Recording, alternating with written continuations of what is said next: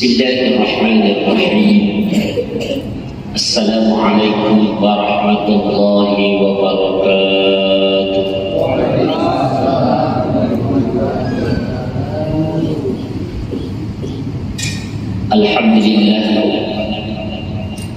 Alhamdulillah Rabbil alamin, Ar-Rahmanir Rahim, Maliki yaumiddin. Iyyaka na'budu wa iyyaka nasta'in. Ihdinas siratal mustaqim. Allahumma bika asbahna wa bika amsayna wa bika nahya wa bika namutu wa ilaika nusyur. Ashhadu an la ilaha illallah wahdahu la syarika lah wa ashhadu anna Muhammadan 'abduhu wa rasuluh. Allahumma salli wa sallim wa barik ala sayyidina Muhammad wa ala alihi wa sahbihi ajma'in. Amma ba'd. Alhamdulillah, bersyukur kita kepada Allah Subhanahu wa ta'ala. Semoga bibir ini senantiasa bergerak, semoga lisan ini senantiasa dibasahi dengan kalimat-kalimat tahmid sebagai tanda rasa syukur kita kepada Allah Subhanahu wa ta'ala. Allahumma salli wa sallim wa barik ala sayyidina Muhammad wa ala ali sayyidina Muhammad. Selawat serta salam tercurah hanya kepada baginda Rasul Muhammad sallallahu alaihi. Para alim ulama, tuan-tuan guru semua, ayahanda ibunda jamaah masjid salat subuh Masjid At-Taubah yang dimuliakan Allah Subhanahu wa ta'ala. Kemuliaan itu tergantung dari sebesar apa kebaikan yang kita lakukan. Karena implementasi atau bukti daripada wujud takwa itu adalah amal. Sementara kedudukan daripada orang yang bertakwa adalah kemuliaan. Dan kemuliaan satu-satunya yang hakiki hanya datangnya dari Allah Subhanahu wa ta'ala. Maka sungguh kemuliaan itu hanya dapat diraih oleh seorang hamba dengan amal. Salah satu amalan yang bisa memberikan seseorang menjadi mulia sebagai salah satu isyarat predikat takwanya di hadapan Allah Subhanahu wa ta'ala, yang punya kedudukan kemuliaan tinggi di mata Allah, itulah yang kita kenal dengan sedekah, infak atau sedekah. Kata orang Bugis, masih sedekah. Itu masih sedekah itu mapasau dekah. Kalau ada orang kehausan lalu dikasih air seteguk, jangankan segelas, seteguk, itu namanya mapasau dekah, menghilangkan dahaga pada diri seseorang. Itulah makna sedekah. Alhamdulillah, tadi malam kepingin membahas tuntas tapi tidak cukup waktunya, maka kita lanjut subuh ini. Sekiranya kata Allah di dalam Al-Quranul Karim, di dalam surah Al-Munafiqun yang kami bacakan tadi malam, A'udzu billahi minasyaitonir rajim, wa anfiqu mimma razaqnakum min qabli an ya'tiya ahadakumul maut fayaqula rabbi laula akhartani ila ajalin qarib fa asaddaqa wa akum minas shalihin. Jika kita simpulkan daripada makna kalimat Allah yang sangat indah dan mulia ini. Perintah menginfakkan sebagian kecil dari rezeki yang Allah kurniakan kepada kita, karena Allah ingin memberikan sesuatu yang jauh lebih besar daripada infak yang sedikit itu. Di balik kita memberikan sedekah kita yang sedikit, Allah ingin memberikan yang lebih lagi daripada itu. Melakukan yang sedikit, menghasilkan yang banyak. Itulah sedekah. Itulah infak. Sampai-sampai Allah Subhanahu wa taala sebelum datangnya kematian di antara kamu, karena seketika datang kematian, seandainya sampai Allah yang memberikan pengandaian di dalam Al-Quran, seandainya setelah datang kematiannya seseorang, lalu dia diberikan kesempatan untuk ditunda kematian itu, lalu pilihan amal yang dipilih manusia bukan lain dan bukan kecuali sedekah. Seandainya bisa ditanya, kenapa tidak memilih sholat? Nama untuk kuriolo sempajak. Kenapa tidak memilih sholat? Bukankah Anda dulu malas sholat? Kenapa tidak memilih haji? Bukankah dulu kamu banyak uang tapi tidak mau naik haji? Banyaknya orang bisa keliling mau naik haji, tapi tidak bisa naik haji.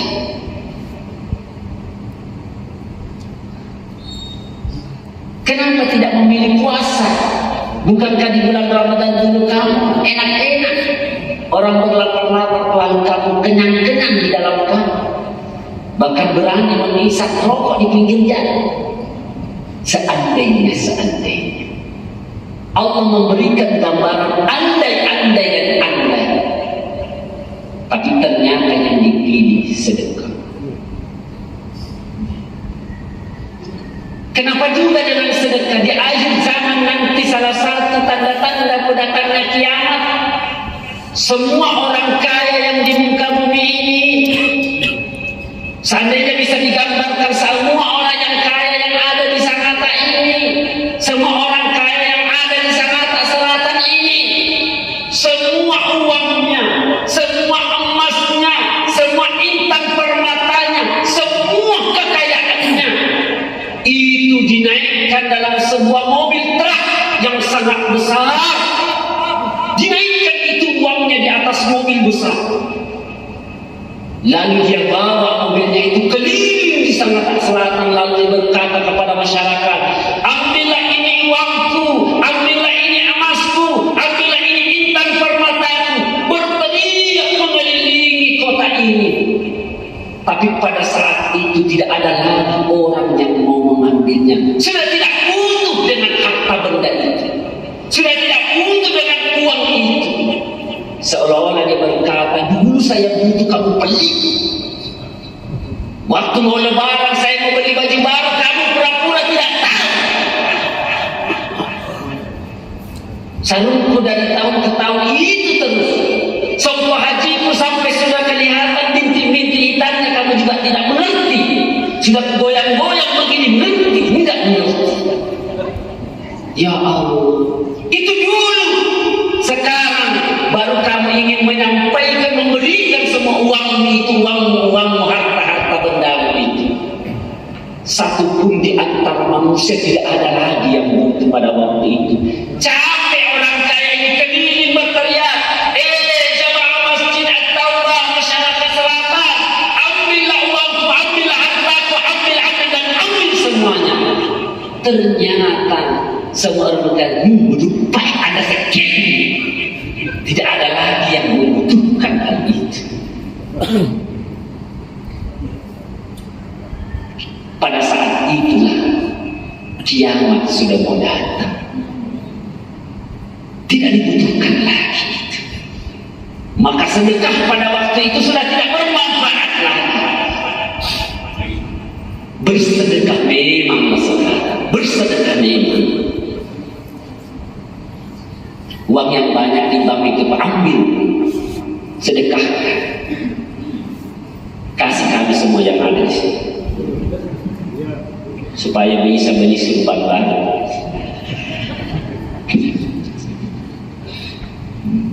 Siapa orang kaya di sana selatan, Pak? Adakah dalam masjid ini? Ada, Pak? Mana orangnya? Sedekahkan memang itu, Pak. Jangan disimpan. Atau ada yang merasa kaya? Ya Allah. Kenapa? Seketika dia sudah sakaratul maut, nyawanya sudah di sini, baru dia rasakan, baru dia tahu ternyata manfaatnya sedekah itu mampu meringankan sakaratul maut. Ya Allah. Seketika baginda Rasul sudah mulai dicabut nyawanya oleh malaikat Israel.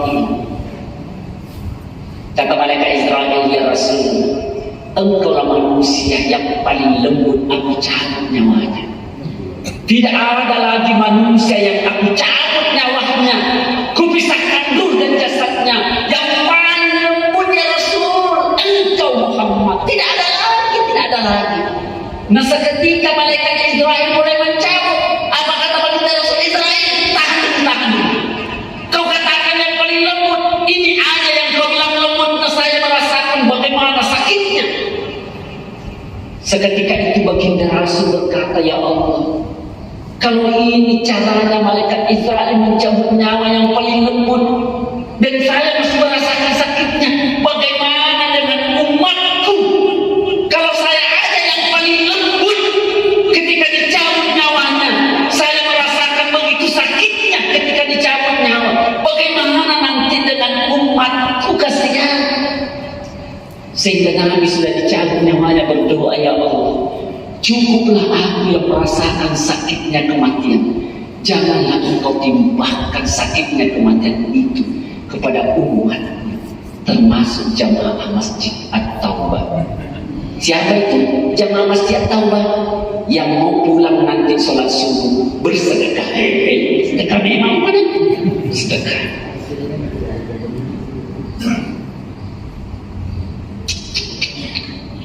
Ya Allah.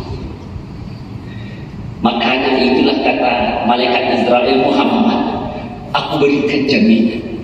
Muhammad, dengan doamu aku berikan jaminan di hadapan Allah, dengan saksinya Allah, di depanmu baginda Rasul, aku berikan jaminan, aku akan mencabut nyawanya umatmu sama seketika aku mencabut nyawanya para nabi-nabinya Allah Subhanahu wa taala, seperti engkau Muhammad, bagi umatmu yang rajin bersolawat kepada Muhammad. Allahumma salli ala Muhammad. Jaminan itu dari baginda Rasul. Siapa yang katakan? Malaikat Israel.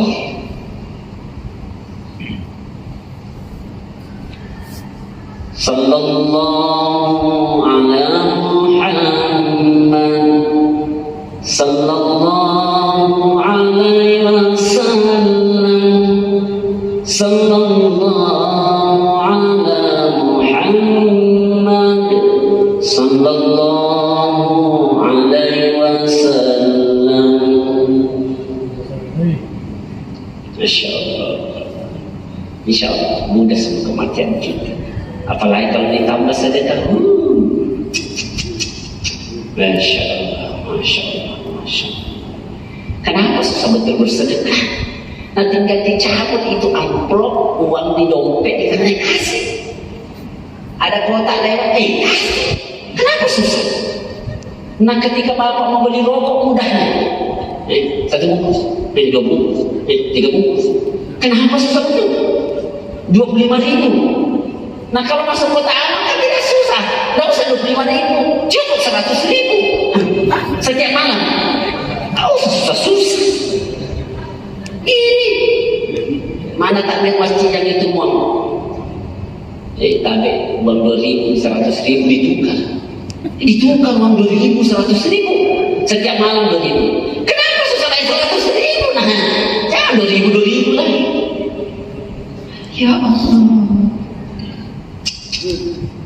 Engkau tahu. Ini hadirin dimuliakan Allah Subhanahu wa Ta'ala. Kedua, lampu terang yang sudah kami jelaskan tadi malam. Ketika seseorang sudah berada di alam kubur, sedekahnya itulah yang menjadi penerang di sana. Tadi malam saya katakan, jauh lebih terang daripada lampu yang dibeli ketua takmir masjid. Tidak ada apa-apa. Cuma tadi malam sempat saya singgung, ada orang membeli lampu mati. Lampu yang dibeli 1.000 watt, bukan 100 watt Pak, 1.000 watt. Sumbangannya 1 juta. Ternyata lampunya mati. Sudah dibeli mahal-mahal, mati. Kenapa?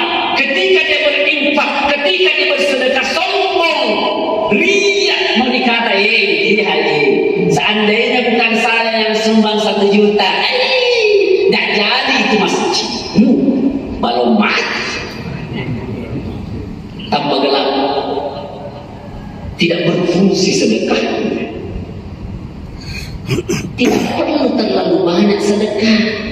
Tidak apa-apa setiap kotak amal lewat 100.000, yang penting ikhlas. Daripada 1 juta sekali 10 tahun. Yang tahunya setiap tahun 10 juta. Masya Allah. Kalau bisa. Yang penting ketulusan itu adalah Allah Subhanahu wa Ta'ala. Yang ketiga, kemuliaan daripada sedekah itu. Kenapa orang yang sakaratul maut itu memilih ketika ditunda kematiannya itu memilih sedekah? Kata Ibnu Qayyim al-Jauziyah yang ketiga, karena amal sedekah itu pahalanya langsung diterima oleh Allah Subhanahu wa Ta'ala. Pahala orang yang bersedekah itu langsung diterima oleh Allah Subhanahu wa Ta'ala. Masya Allah. Antara orang yang bersedekah dengan Allah itu langsung ketemu, connect, sehingga tidak ada yang mampu menghalangi amal pahala daripada amal sedekah itu. Hadirin yang dimuliakan Allah Subhanahu wa Ta'ala. Makanya Nabi Musa alaihissalam, dari sekian banyaknya nabi dan rasul, salah satu di antaranya diberikan mukjizat. Nabi Musa alaihissalam bisa berbicara dengan Allah. Lalu diberikan kaum yang namanya Bani Israel. Suatu saat kaumnya Bani Israel berkata, Musa, bukankah engkau mampu berbicara dengan Tuhanmu? Kami kepingin engkau Musa mengundang Tuhanmu untuk datang di jamuan makan malam kita, di acara pesta kita. Kami mau kamu undang itu Allah, undang Tuhan Musa. Karena permintaan umatnya Nabi Musa Bani Israel, maka berangkatlah Nabi Musa ke Bukit Turisi, ketemu dengan Allah Subhanahu wa Ta'ala, berdialog di sana. Apa hajat kedatangan Musa?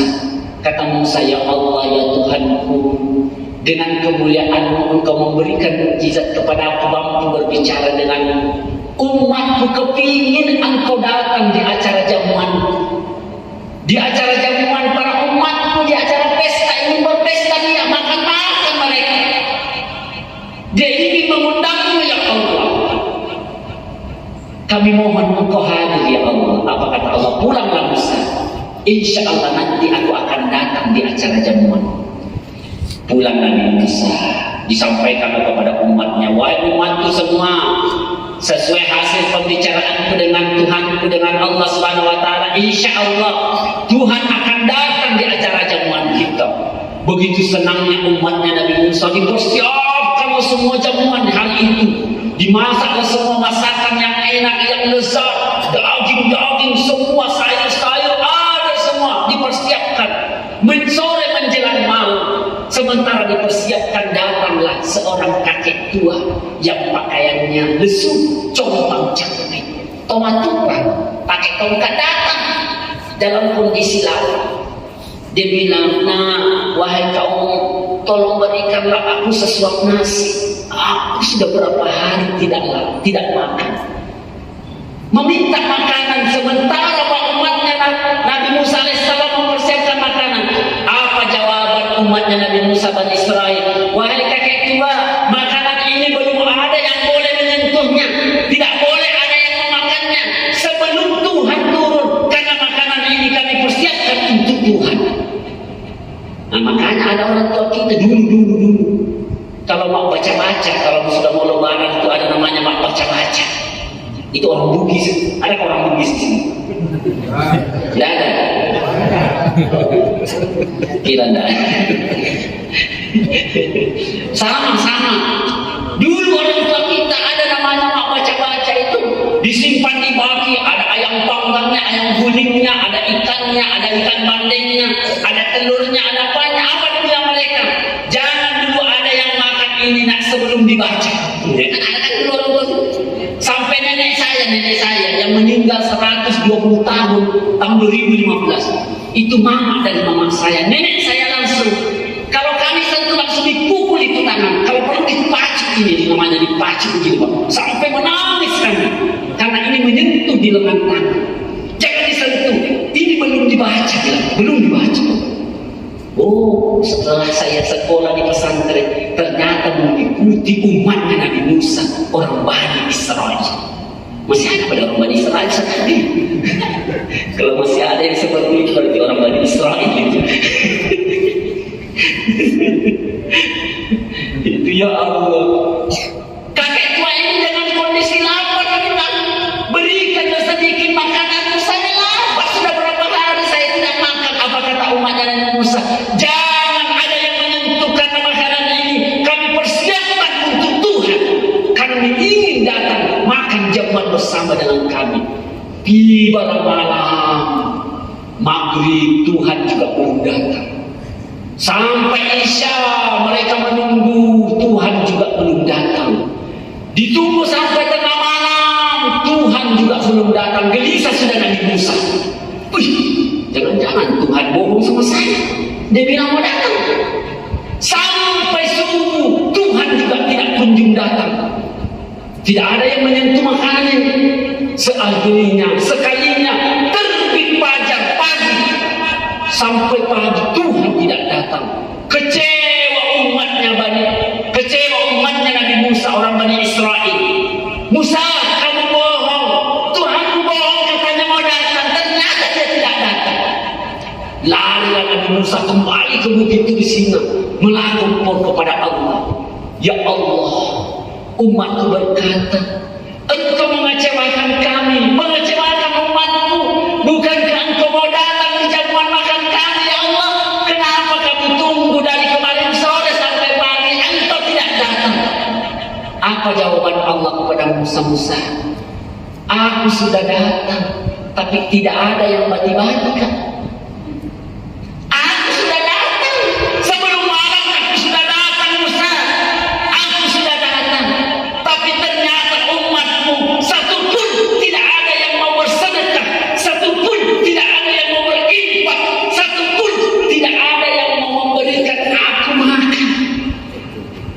Kata Musa, kapan datangnya? Tidak ada. Kapan engkau datang ya Allah? Kata Allah, aku datang dalam wujud kakek tua, compang-camping dalam keadaan kelaparan. Tapi ternyata aku kecewa. Umatmu menyuruhku datang, tapi ketika aku datang, ternyata mereka itu pelit. Ternyata mereka itu sakit. Dia kenyang, dia makan itu semua makanan untuknya. Tapi seketika ada orang lapar di sampingnya, tetangganya, dimanapun dia dapatkan, sesuap nasi pun dia tidak mau berikan. Rela dia buang itu makanan daripada dia bersedekah, berinfak kepada orang yang lapar di sekelilingnya. Kata Musa, yang mana? Itulah aku datang Musa dalam wujud kakek tua yang datang meminta makan bila Musa mati jangan mati sudah. Memang sudah yang datang kemari. Bila memang kasih tidak mau dikasih. Pulanglah Nabi Musa. Apa kata umatnya Nabi Musa? Bagaimana pertemuanmu dengan Tuhan? Umatku, ternyata kakek tua yang tua kemarin datang, yang lapar itulah wujud pengganti Allah yang datang. Makanya kata Allah, bukan benar wujudnya Allah yang datang, tapi kata Allah, jika engkau menginginkan aku datang di sekelilingmu, seketika engkau makanlah bersama dengan orang-orang yang lapar. Makanlah bersama dengan orang fakir miskin. Jangan seenaknya engkau yang makan sendiri, sementara ada orang fakir miskin menelan airnya. Melihat kamu makan ayam panggang, dia cuma airnya kasih. Padahal tidak ada yang masuk. Seketika engkau memberi makan kepada orang fakir miskin, maka pada hakikatmu engkau sudah bersedekah untukku, kata Allah Subhanahu wa ta'ala. Ya Allah, maka hadirkan Allah di setiap ketika kita ingin bersedekah. Ingat tetangga kita. Kalau beli baju baru, ingat tetangga kanan. Siapa tahu ada janda tua. Ingat janda tua bukan janda muda. Siapa tahu janda muda aja ini perhatikan. Siapa tahu ada janda-janda tua yang belum bisa membeli baju. Saya sering diprotes, Ustaz, kalau ceramah kenapa janda-janda aja diurus? Nah, banyak juga duda-duda tua yang tidak bisa beli baju baru sekarang. Makanya saya tambah, siapa tahu ada duda-duda tua yang belum beli baju baru.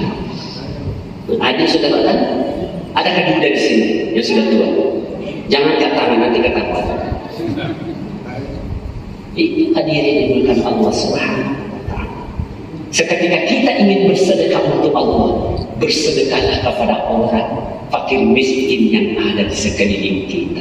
Ini momentumnya Lebaran, momentumnya Ramadan. Mari kita berbagi. Berapa sih makan itu? Ini sih sedikit aja. Kenapa mau pelit? Nah, berapa yang masuk di mulut? Sedikit sekali. Jangan makan semua itu harta. Kasihlah sebagian kecil puji. Di mimbar ini sering saya katakan, kalau uang harta kita masih sedikit, itu seperti ikan teri, ikan dure-dure kata orang Bugis. Itu di mana pasar sini. Kalau saya datang ke pasar ikan, di situ cuma ada dua macam ikan. Ikan kecil sekali, ikan teri dan ikan besar. Artinya apa? Ikan kecil itu biar dimakan semuanya, sak kepalanya, tulang-tulangnya, ekornya, plus taiknya, enak. Itu ikan teri, karena masih kecil. Tapi coba ikan tongkol Pak mau dimakan seperti ikan teri, tersangkut di sini leher. Tulangnya itu nyangkut. Bagaimana ikan itu tidak merusak leher kita, tubuh kita? Maka buanglah tulang-tulangnya. Siapa yang kasih kucing? Apa maknanya? Kalau harta benda sudah banyak, kasihlah fakir miskin, orang-orang yang membutuhkan.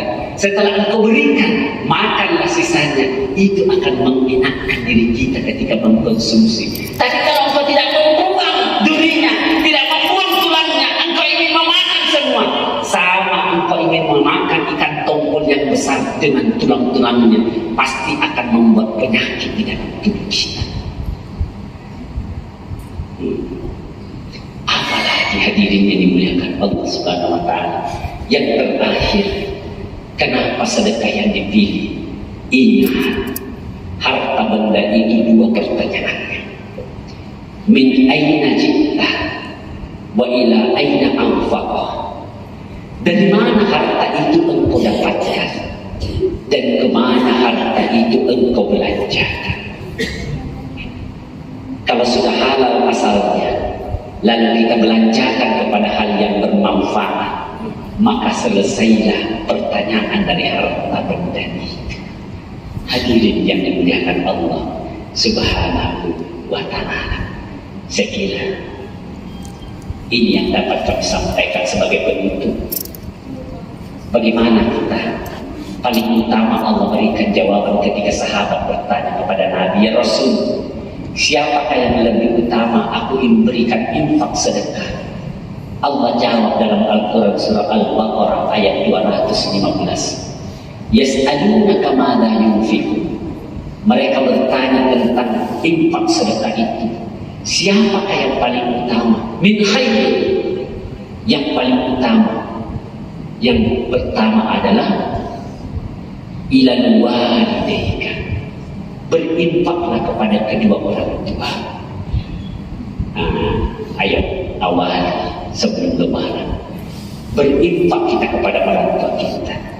Ustaz, bagaimana saya, ibuku, ayahku sudah meninggal dunia? Bagaimana cara aku bisa bersedekah kepadanya? Berinfak, bagaimana caranya aku bisa membelikan baju baru? Bagaimana aku bisa memberikan sarung baru? Bagaimana caranya aku bisa memberikan mukena baru? Sementara dia sudah meninggal, ya Ustaz. Tidak mungkin dia memakai baju baru yang aku berikan. Berikan dia pakaian baru di hari lebaran.